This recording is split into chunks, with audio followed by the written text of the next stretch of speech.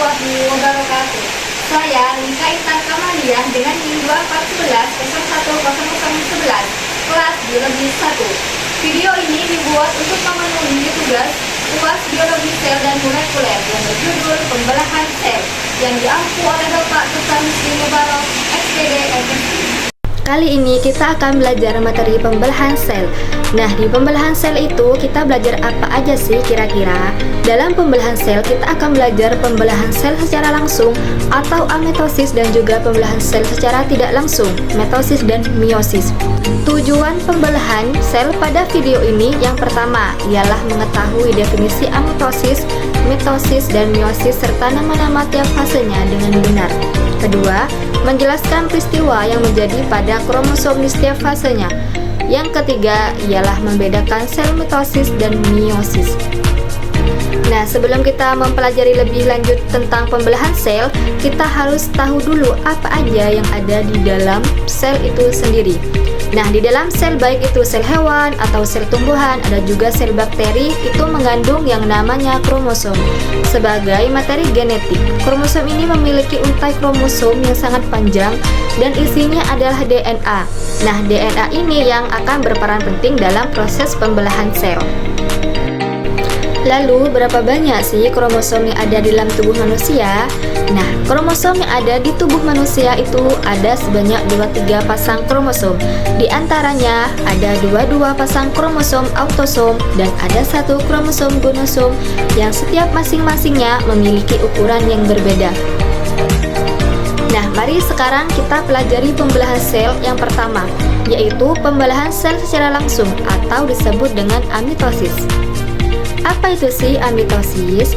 Nah, amitosis ini adalah pembelahan sel secara langsung atau disebut juga sebagai pembelahan binary fissure, tanpa melalui tahapan seperti mitosis dan juga meiosis.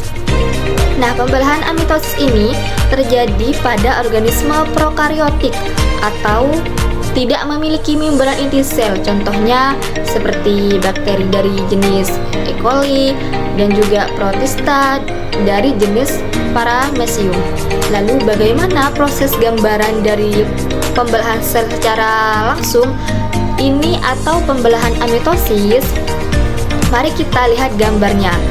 Nah, inilah gambar dari proses pembelahan sel secara langsung atau amitosis. Selanjutnya, mari kita pelajari pembelahan sel secara tidak langsung. Yang pertama, kita pelajari mitosis terlebih dahulu. Materi ini memiliki definisi sebagai berikut. Merupakan bagian dari siklus sel di mana pembelahan sel menghasilkan 2 sel yang identik. Nah, bedanya dengan amitosis, kalau sel amitosis ini memiliki tahapan yang lebih kompleks dibandingkan dengan amitosis. Nah, amitosis ini terjadi pada inti sel atau nukleus melalui tahapan yang berurutan dan juga teratur. Pembelahan sel mitosis terjadi pada sel kulit, sel rambut, sel hati, dan sel darah dan juga yang lainnya. Nah, tahapan mitosis itu mulai dari interfase, profase, metafase, anafase, telofase, dan juga sitokinesis. Nah, teman-teman bisa lihat pada diagram lingkaran di samping. Jadi, untuk pembelahan mitosis itu sendiri diawali dari tahapan yang paling panjang, yaitu tahapan interfase. Nah, pada tahapan interfase ini diawali dari fase G atau Cron Animal Metabolic Role. Lalu selanjutnya ada tahapan S atau tahapan sintesis DNA, replikasi, dan selanjutnya ada pada tahapan G2 atau Ground and Propulsion for Diffusion. Nah, baru selanjutnya pada tahapan mitosis yaitu ada tahapan profase, metafase, anafase, telofase, dan sitokinesis. Nah, kemudian hal tersebut diulang kembali ke tahapan interfase.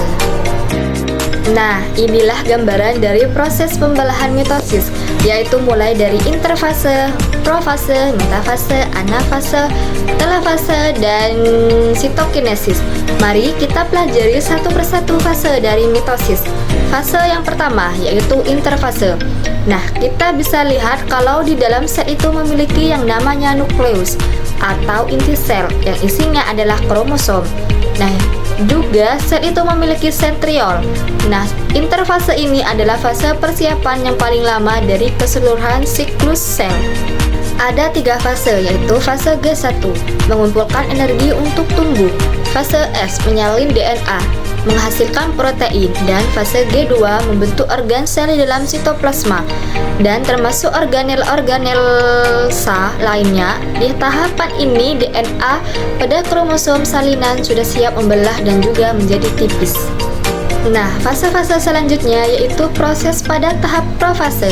Ini sentriol membelah menjadi 2 sentriol bergerak dan terpisah membentuk benang spindel. Benang spindel dan sentriol mulai berada di kutub yang berbeda. Membran inti sel mulai melebur.